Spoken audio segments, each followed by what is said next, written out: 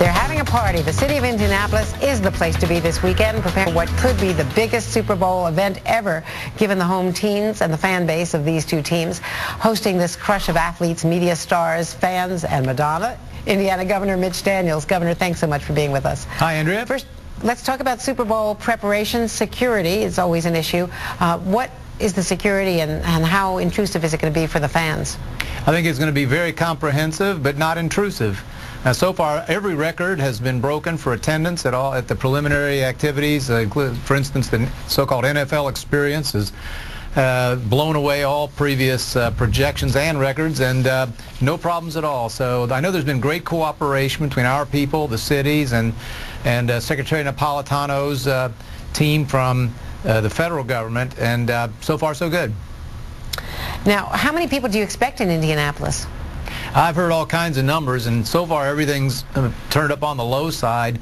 You know, one reason people have a great time here is it's all in one place, all downtown. You spend all your time having fun. You don't lose half the day getting from point A to point B. And so the downtown is one big party, one big village, and I'm not sure anyone will ever know how many people ultimately took part.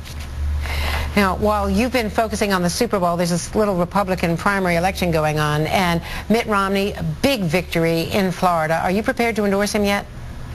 No, I think I'll, continue to just cheer them all the candidates on. I think a good competition's probably been, as competition usually is, a good thing. And there's also, Andrea, the prospect of something that doesn't happen here very often at all, and that's a meaningful Indiana primary. We hadn't had one in decades, and then the Democratic side last time, that race was still alive when May got here, and it was a great thing for our state. It brought a lot of people in to participate, a lot of attention and action. It wasn't such a great thing for Hillary, but well, it was great for Indiana. But it was a great thing. We all loved the Indiana primary just as a political story. No, you're right, it was great, but some would think that this could be when Mitt Romney really needs you to help buttress him because of the gaffes. Let me just show you some of them. The most recent, obviously, after Florida, but there certainly is not a first-time event for Mitt Romney. Let's watch. I should also tell my story. I'm also unemployed. We could raise taxes on people. That's not the way. Corporations are people, my friend. Rick, I'll tell you what. 10,000 bucks? $10,000 bet? I'm not in the betting business, but okay. I'll show you. I know what it's like to worry whether you're going to get fired. There were a couple of times I wondered whether I was going to get a pink slip. It also means that if you don't like what they do, you can fire them. I like being able to fire people who provide services to me. I'm not concerned about the very poor. We have a safety net there. If it needs a repair, I'll fix it. I'm not concerned about the very rich. They're doing just fine. Governor, this could be the time that he needs you most. Oh, I think he's doing fine. He seems to be getting stronger. If you do this for a living, as I have for 7 years, Andrea, you develop a little sense of charity about folks who, and particularly in this presidential brutal process that we have, every one of these folks has had to say literally millions of words, and nobody is going to get every one of them exactly right. So these things, I think, tend to flare up on the day they happen, shortly thereafter. But it's not what this election is going to be about. It's about which direction America should go, what kind of people we should be as Americans. And if he's our nominee, I'll be enthusiastic about supporting him. Well, I mean, if you endorsed him today, you could get in ahead of Donald Trump. But I don't want to put too much pressure on you. Well, once again, since we might be hosting a real primary, it's another reason, I think, for me to.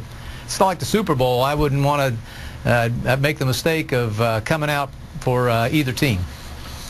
Well, the Wall Street Journal and others have spoken out, written today, in fact. The Wall Street Journal said today, as the Republican frontrunner, he, Romney, has an obligation to explain how conservative principles and policies can address America's current problems. We'll be happy to translate for him in these columns, but it would be less politically painful if Mr. Romney sat down for a week-long tutorial with, say, Paul Ryan, Mitch Daniels, Jeb Bush, and others who can help him avoid such obvious liberal traps. Are you prepared to spend the weekend coaching Mitt Romney? Well, I don't know if I'm fit to coach anybody, but I've got some views on it, and I've tried to play some very small constructive role in the campaign. I wrote a book, came out a few months ago. Last week accepted the assignment to speak for our party after the president gave his State of the Union. And so my thoughts about how to present principles that I know Governor Romney and I share, it's out there if he wants to borrow from it. Well, for one thing, you said in the State of the Union, let me just play a little bit of that speech where you talked about the balancing act that has to be required of everyone given the economic challenges that we face. Do we have that tape? Everyone should contribute to our national recovery, including, of course, the most affluent among us. To stop sending the wealthy benefits they do not need and stop providing them so many tax preferences that distort our economy and do little or nothing to foster growth. I mean, it was basically, and I say this without any criticism, it was an eat your spinach speech saying that we've got to do some tough things on the entitlement side, spending cuts, tax side. You were one of the few Republican leaders saying all of the above. Do you think that, I mean, can you have influence on Mitt Romney being more realistic about taxes and what kind of taxes that he himself might have to give up?